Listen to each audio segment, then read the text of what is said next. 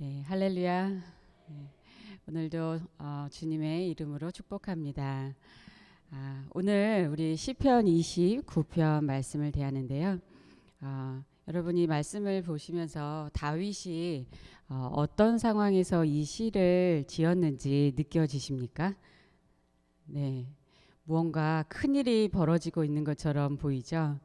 네, 3절 그 말씀을 특별히 보면 그 영광의 하나님이 우레소리를 내시니 여호와는 많은 물 위에 계신다고 하는데요. 바로 우레소리는 그 천둥이 치는 것을 말하고 또 많은 물이란 폭우가 쏟아지는 것을 또 말합니다. 이렇게 이스라엘은 비가 오는 우기가 10월부터 3월까지인데요. 그래서 10월, 11월 정도에는 땅을 그동안에 이제 건조했던 그 땅에 이렇게 물을 뿌리는 정도의 이른 비가 내리고, 그다음 12월부터 2월 정도까지가 아주 이렇게 본격적으로 장마비가 내리는 시기라고 합니다. 그래서 이때 1년 중 강우량을 대부분을 차지하는 그 비가 내리면서 천둥 번개를 동반하기도 한다고 합니다. 바로 오늘 시편의 배경은 이러한 계절을 배경으로 하고 있습니다. 우리는 오늘 다윗처럼 이런 폭우가 내리는 속에 있다고 상상하면서 이 시를 대하면 좋겠습니다. 지금 새벽도 좀 추우시죠? 네, 그런데 지금 막 하늘에서 천둥 번개가 치고 이렇게 비가 내리는 상황이라고 생각하면 좀 힘들겠죠. 또한 우리가 이렇게 다윗처럼 이런 상황에서도 우리 안에서 이렇게 시와 찬양이 나올 수 있을까, 이런 생각을 또 해보게 됩니다. 이렇게 마음 안에 하나님에 대한 찬양이 늘 이렇게 가득해서 시편을 기록한 다윗처럼 우리 안에서도 그러한 찬양이 흘러나오는 시간이 되면 좋겠습니다. 네. 그 시편 29편은 전체적으로 1절에서 2절이 서론이 되고, 또 3절에서 9절까지 여호와의 소리를 집중해서 또 얘기를 하고, 이제 10절에서 11절은 결론 부분입니다. 이렇게 세 부분으로 나누어지는데요. 각 부분의 내용을 통해서 우리가 만나는 하나님은 어떤 분이신지, 또 그 상황 속에서 다윗이 찬양하는 내용이 무엇인지 함께 나눠보면서 또한 우리의 고백이 되기를 원합니다. 첫 번째 1, 2절에서 보면 모든 상황 속에서 하나님께 영광 돌리기 원한다는 것입니다. 1, 2절 말씀을 함께 보시겠습니다. 너희 권능 있는 자들아, 영광과 능력을 여호와께 돌리고 돌릴지어다. 여호와께 그의 이름에 합당한 영광을 돌리며 거룩한 옷을 입고 여호와께 예배할지어다. 여기서 권능 있는 자들아라고 부르면서 말씀을 시작하는데요. 이것은 heavenly beings, 곧 천사들을 가리킨다고 그렇게 또 볼 수도 있고, 또는 하나님의 백성들을 가리킨다고 또 해석할 수도 있습니다. 아무튼 모든 존재를 향해서 권면하는 것은 하나님께 영광을 돌리라는 것입니다. 여기서 돌린다라는 것을 생각해 보면 그것이 원래 하나님께 속한 것이다라는 것입니다. 영광과 능력은 원래 하나님께 속한 것이므로 하나님께 돌리는 것이 마땅한 것인 줄 믿습니다. 그러한 하나님의 이름에 합당한 것은 오직 영광입니다. 그러므로 영광의 하나님 앞에서 우리가 할 일은 거룩함으로 예배하는 것입니다. 이 다윗이 폭풍과 번개치는 이러한 상황 속에서도 하나님께 영광을 돌리고 먼저 예배해야 한다라고 그렇게 선포하는데요. 우리가 만약 보통 이런 상황에 있다면 무엇을 합니까? 어떻게 하시죠? 네, 하나님께 예배를 잘 드리고 계신가요? 예. 근데 보통은 우리가 이런 상황을 빨리 피하고 싶지 않습니까? 네. 그래서 이제 집이나 안전한 곳에 빨리 대피를 하곤 합니다. 저는 옛날에 비를 굉장히 비 맞는 것을 참 싫어했습니다. 여러분 비를 좋아하십니까? 네. 안 좋아하세요? 네. 좋아하시는 분도 있고, 네. 비가 오는 걸 보는 거는 좋지만 맞는 거는 싫다 이렇게 보통 또 말하는 분도 많으신데요. 저는 그 옛날에 비 맞는 걸 많이 싫어해 갖고 대학 때는 비 오는 날에는 학교에 잘 안 갔습니다. 예, 그렇게까지 했는데 저희 부모님이 어느 날 기도 훈련을 해야 된다고 저를 억지로 데리고 산기도를 가시는 거예요. 그러면 이 날씨와 상관없이 무조건 작정한 그 날짜에는 가야 되는 겁니다. 그런데 다행히 괜찮다가 어느 이제 겨울방학 때 부모님이랑 가는데 이렇게 눈하고 비하고 섞여서 막 내리는 거예요. 그래서 저는 이제 빨리 내려가야겠다 이렇게 생각을 했는데 저희 부모님한테 어머니한테 딱 쳐다보니까 어떻게 하죠? 그랬더니 이게 큰 그거 아세요? 큰 비닐? 네. 그걸 준비하셔갖고 큰 비닐을 저한테 주시면서 이걸 쓰고 기도 시간을 마치라는 거예요. 그래갖고 제가 그때 마음에 참 간 것도 억지로 갔는데 부모님도 원망하고 하나님도 좀 불평하고 이런 적이 있었습니다. 그런데 제가 이 시편 29번을 보면서 다윗을 보면서 좀 이렇게 회개가 많이 되더라고요. 네.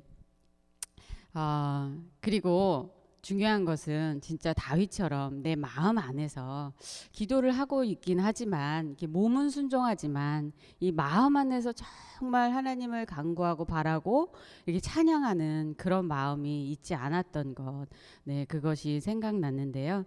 아마도 제가 그때 그렇게 하지 못했던 거는 이제 하나님보다 20대 초반이었어 갖고요. 하나님보다 이게 세상에 다른 좋은 것들이 참 많이 마음에 있었던 것 같습니다. 그런데 다윗은 어떻게 이런 반응을 보일 수 있을까 이렇게 생각해 보면 하나님과 정말 늘 그 친밀한 관계였던 거, 그것을 생각해 보게 됩니다. 다윗은 어떤 상황에서도 하나님을 먼저 찾았습니다. 하나님의 얼굴을 늘 바라보았죠. 그래서 시편 25편 1절을 보면 여호와여 나의 영혼이 주를 우러러 보나이다. 그리고 25편 그 이어 15절에서는 내 눈이 항상 여호와를 바라본다고 그렇게 말했습니다. 어떤 상황도 그의 시선을 하나님으로부터 떼어내지 못했던 것입니다.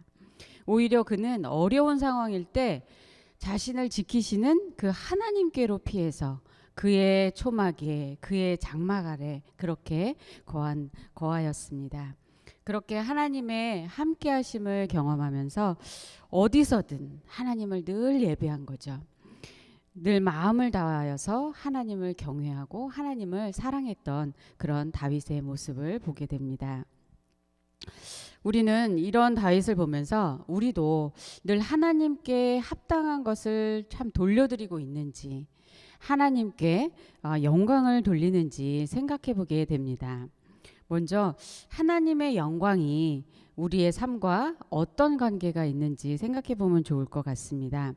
하나님은 정말 영광의 그 하나님이신데, 그런데 우리를 보면 우리가 정말 영광과 이렇게 좀 거리가 먼 것처럼 그렇게 느껴지지 않습니까? 네. 그런데 먼저 그러면 하나님은 그 영광을 어디에 드러내시는지, 하나님의 영광을 우리가 어디서 볼 수 있는지 보면 하나님은 지으신 모든 만물에 하나님의 영광을 이미 드러내셨습니다. 시편 19편 1절 말씀에서 하늘이 하나님의 영광을 선포하고 궁창이 그 손으로 하신 일을 나타내는도다. 그러므로 하나님의 능력과 신성이 그가 만드신 모든 만물에 분명히 드러나 있다고 로마서 1장 20절에도 말씀합니다. 또한 기록된 하나님의 말씀, 이 성경 전체가 하나님의 영광을 말씀하죠. 그 성경을 통하여서 하나님께서 행하신 그 모든 일들 뿐만 아니라 또 하나님의 성품, 하나님의 본질, 하나님의 능력을 통하여서 우리는 하나님의 영광을 볼 수 있습니다.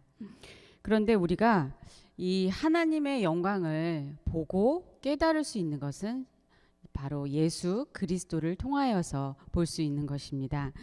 어두운 데에 빛이 비치라라고 말씀하셨던 그 하나님께서 예수님의 얼굴에 있는 하나님의 영광의 빛을 우리 마음에 비춰주셨기 때문입니다.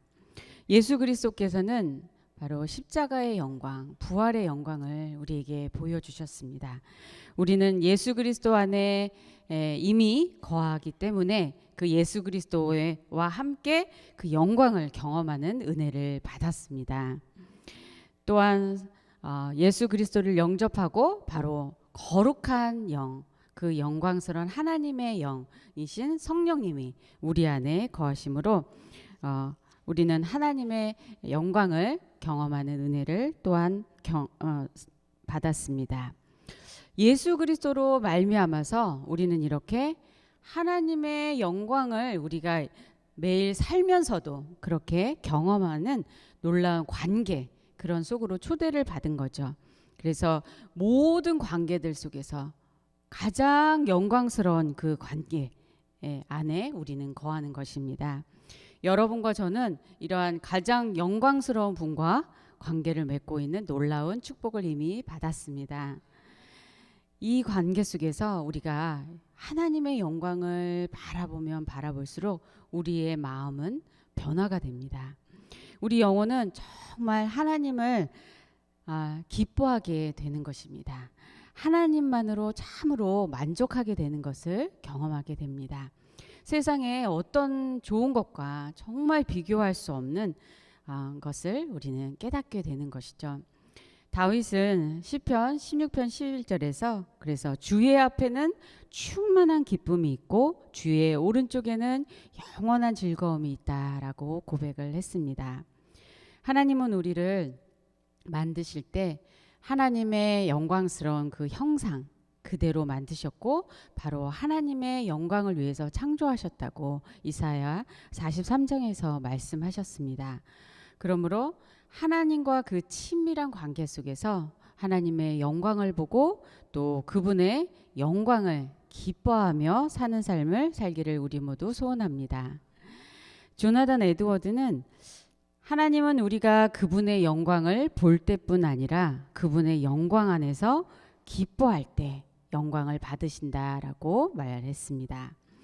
그러므로 우리가 보통은 좀 우리 스스로가 되게 대단해지고 뭔가 무슨 일에 큰 성공을 이렇게 거두어서 그래서 하나님께 영광을 돌린다. 그런데 나는 아직 그렇게 뭔가 내세울 것이 없어서 내가 무슨 일로 하나님께 영광을 돌릴까 이렇게 생각하기도 합니다.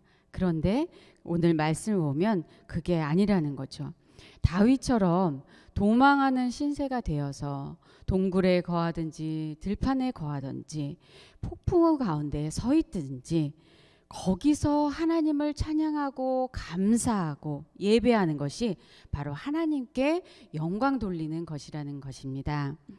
이렇게 날마다 우리도 그와 같이 우리의 삶 속에서 어떤 상황에서든 하나님께 감사하고 하나님 안에서 기뻐하고 그렇게 누리는 삶을 그렇게 살아갈 때 정말 그 하나님의 영광이 저 멀리 떨어져 있는 그것이 아니라 하나님의 영광을 우리가 경험하고 하나님께 영광 돌리는 그러한 기쁨이 충만한 삶을 살게 되는 것인 줄로 믿습니다. 지금 여러분은 어떤 상황에 혹시 어떤 문제를 갖고 계십니까? 물론 우리는 참 힘든 일 때문에 슬퍼하고 또 괴로울 수 있습니다. 항상 기뻐하기는 어렵습니다. 그런데 G.K. 체스터턴은 정동이라는 그 책에서 내면에서 기쁨이 근본적인 바탕을 이루고 슬픔은 피상적인 것에 불과할 때 사람은 자신을 훨씬 능가하며 사람다움을 훨씬 능가한다라고 말합니다. 무슨 말이냐면 바로 우리 내면의 근본적인 이 바탕이 기쁨인지 슬픔인지 볼 필요가 있다는 겁니다. 하나님으로 인한 그 기쁨이 우리 내면의 근본적인 그 바탕을 이루고 또 슬픔은 피상적인 것으로 그렇게 지나가는 것이 되어야 한다는 것입니다. 그래서 어떤 고난과 역경 때문에 하나님이 함께 하시는 그 기쁨이 점점 사라지거나 완전히 사라져 있다면 그것은 잘못된 방향으로 가고 있는 것이죠. 그래서 로마서 8장 17, 18절 말씀을 우리가 생각해 보면 하나님의 자녀이요 상속자인 우리는 그리스도와 함께 또 영광을 받기 위해서 고난도 함께 받아야 된다라고 말씀하죠. 영광과 고난은 늘 함께하는 것이며, 그런데 그 두 가지를 비교할 때 바로 고난은 장차 우리에게 나타날 영광과 비교할 수 없다고 그렇게 말씀합니다. 그래서 우리가 소망을 갖게 되는 것이고요.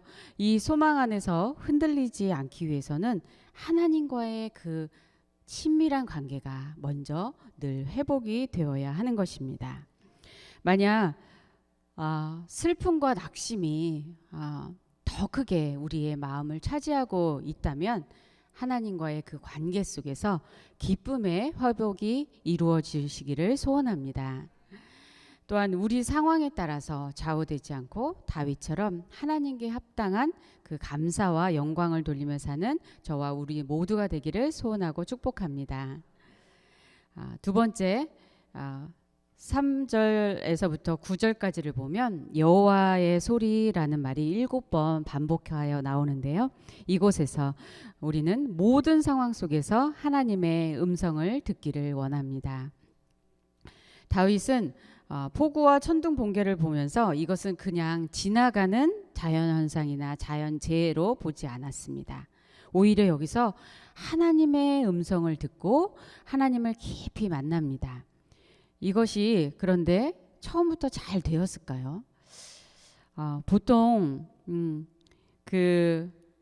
너무 힘든 상황인데 날씨도 흐리거나 이렇게 비가 많이 오거나 그러면 우리는 좀 우울하고 더 힘들지 않습니까? 네, 그런데 다윗은 그의 생명을 위협하는 대적들을 이렇게 피해서 산으로 들로 동굴로 피해 다니면서 정처 없이 다닐 때 이러한 폭우를 참 여러 번 만났을 것입니다. 또 그를 괴롭히는 그 원수들과 악인들이 계속 있었고 인생의 폭풍우와 같은 그런 환난과 고통을 참 많이 겪었습니다. 그런 중에서 다윗은 늘 하나님을 의지하고 이런 상황들을 담대하게 그렇게 넘어가면서 그 속에서 하나님과 함께하면서 하나님의 음성을 들었을 것입니다. 3절에서 4절 말씀 보시겠습니다. 여호와의 소리가 물 위에 있도다. 영광의 하나님이 우레소리를 내시니 여호와는 많은 물 위에 계시도다. 여호와의 소리가 힘이 있으며 여호와의 소리가 위엄차도다. 다윗은 천둥 소리를 영광의 하나님이 내시는 것으로 들었고 하나님께서 많은 물 위에 계시며 다스리는 것으로 보았습니다. 폭우가 내릴 때 그 물소리가 엄청나게 크게 들리죠. 여러분, 비가 조금 막 우수수 떨어져도 밖에서 소리가 들리잖아요. 그런데 이 폭우 내리는 그 소리, 그것을 통해서 다윗은 하나님의 소리가 힘이 있다. 네, 또 하나님의 소리가 위엄차다. 그렇게 들었습니다. 그에게는 두려움이 없었습니다.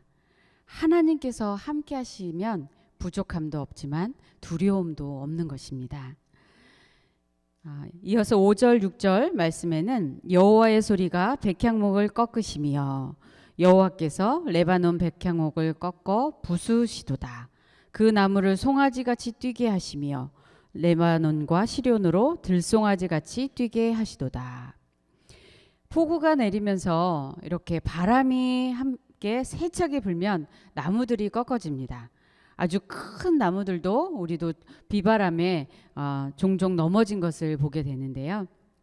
특별히 백향목을 말하는 것은 사자가 동물의 왕인 것처럼 백향목은 수목의 왕이라고 하죠. 그렇게 아주 튼튼하고 수려한 큰 나무입니다. 그래서 이 백향목은 이스라엘의 번영과 영광을 상징하기도 하지만 또 한편으로 교만한 자를 상징하기도 합니다. 영광의 하나님께서 바로 이 백향목과 같은 교만한 자를 꺾으신다는 것입니다. 그리고 북쪽의 레바논 산맥과 시론은 바로 가장 높은 헤르몬산을 가리키는데요. 이 나무들이 송아지가 뛰는 것처럼 그렇게 흔들리는 모습을 통해서 다윗은 하나님의 크신 그러한 권능을 표현을 하고 있습니다.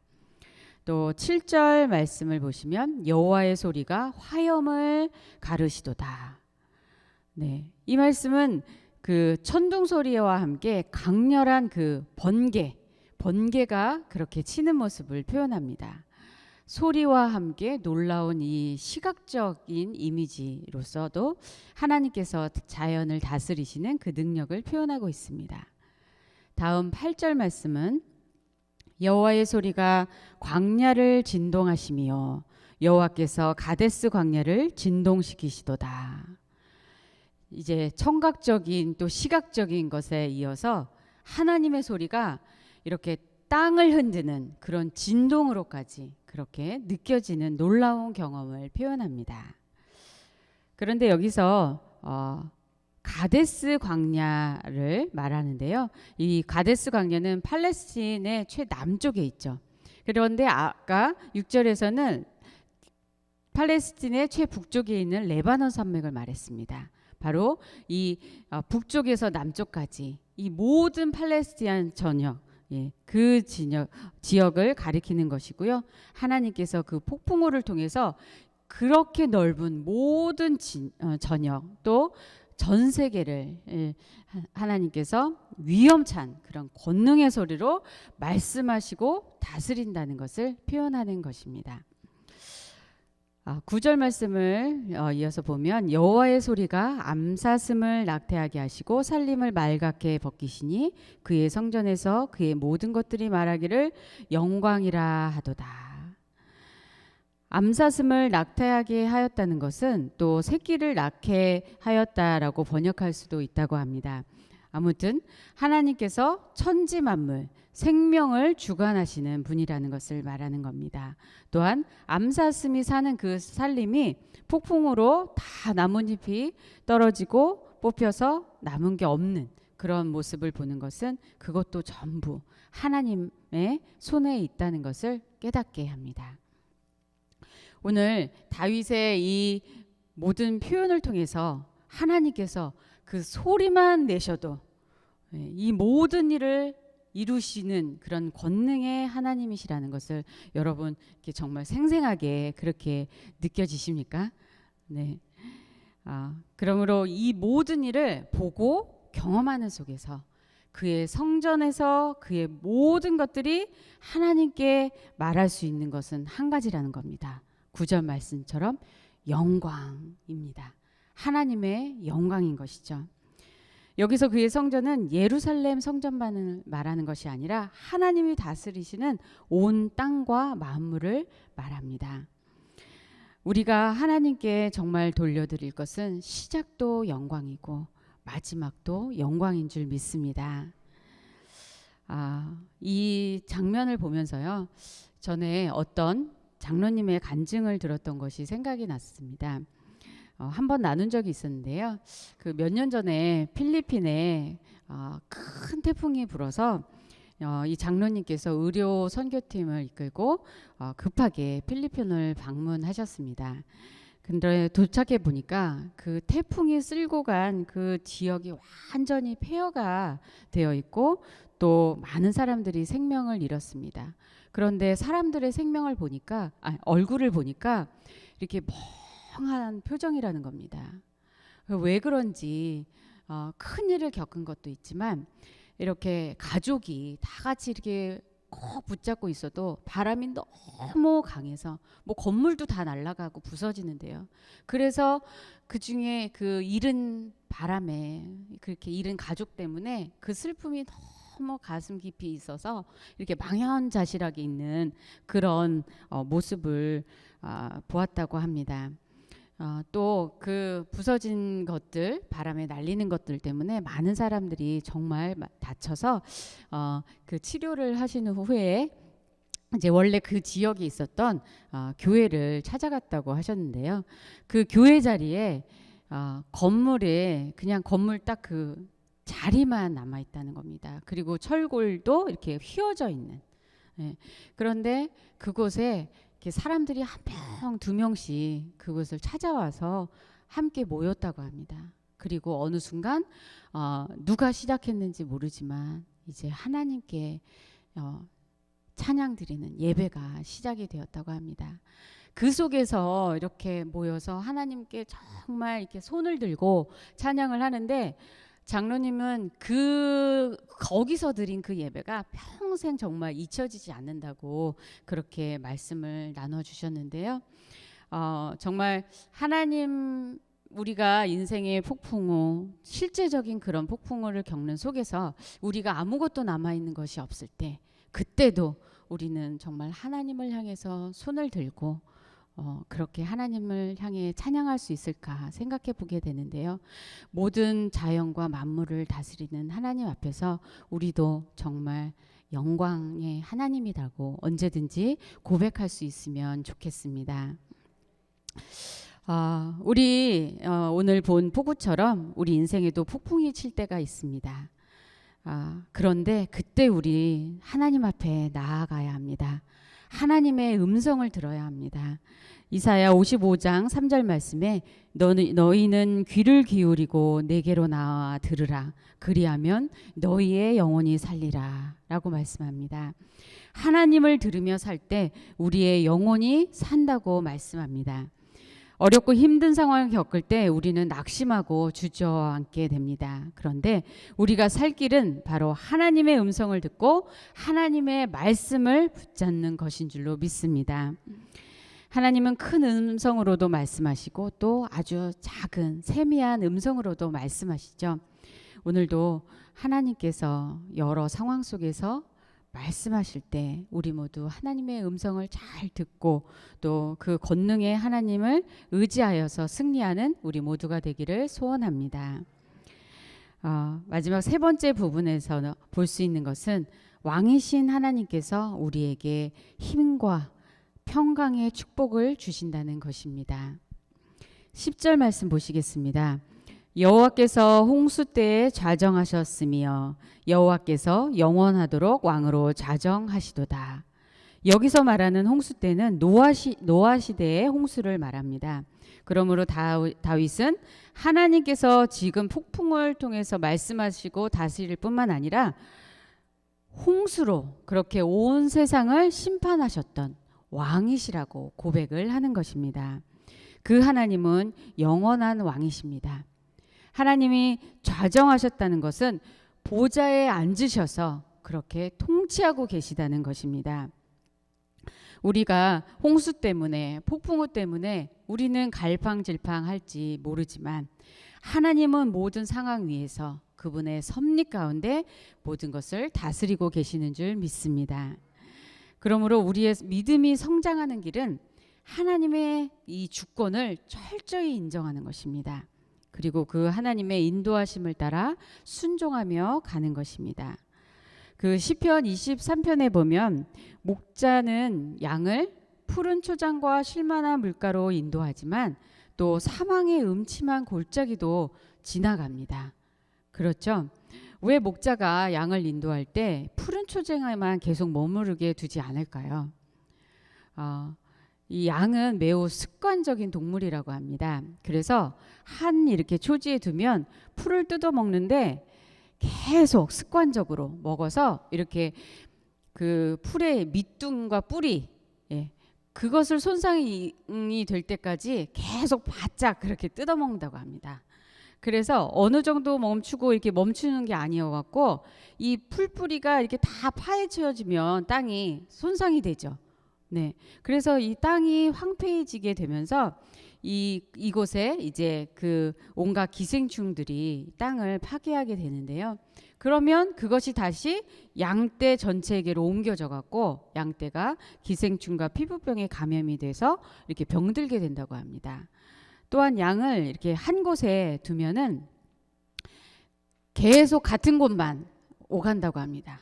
그래갖고 습관적으로 같은 길만 다니니까 완전히 이렇게 도랑이 파질 정도로 다녀서 그래서 그 땅이 파괴가 된다고 합니다. 그렇기 때문에 목자가 양을 위해서, 양을 살리기 위해서 하는 가장 좋은 방법은 초장을 먹인 후에 또 떠나서 다른 초장을 향해서 가는 것입니다. 그렇게 정기적으로 옮겨줘야 된다는 것이죠. 그런 과정에서 골짜기를 지날 수밖에 없는 것입니다. 양을 골짜기 길을 통해서 목자가 데려가는 이유는 초장을 만나기 전에 그 골짜기에 바로 먹을 수 있는 그러한 물이 있기 때문이죠. 그리고 또 그 무성하고 신천한 목초들은 그 골짜기들로 흘러내리는 그 시내의 양쪽 언덕에 있기 때문이라고 합니다. 그런데 이 골짜기 밑바닥에는 사실 하루에 몇 시간만 햇볕이 들고 이렇게 어두운 곳입니다. 또 그런 상황에서 갑자기 이 골짜기 밑으로 폭우가 내리거나 이렇게 또 진눈깨비처럼 추운 그런 상황이 되면 양들은 쉽게 감기에 잘 걸려서 또 한기에 조금만 오랫동안 노출되면 쉽게 죽을 수 있다고 합니다. 그런데 선한 목자는 이 양들을 보호하고 인도하는 모든 방법을 잘 알고 있죠. 그것처럼 우리도 사실 이 골짜기와 폭우를 만나는 것을 좋아하지 않습니다. 하지만 하나님께서 우리에게 필요하기 때문에 때로는 골짜기로 인도하신다는 것입니다.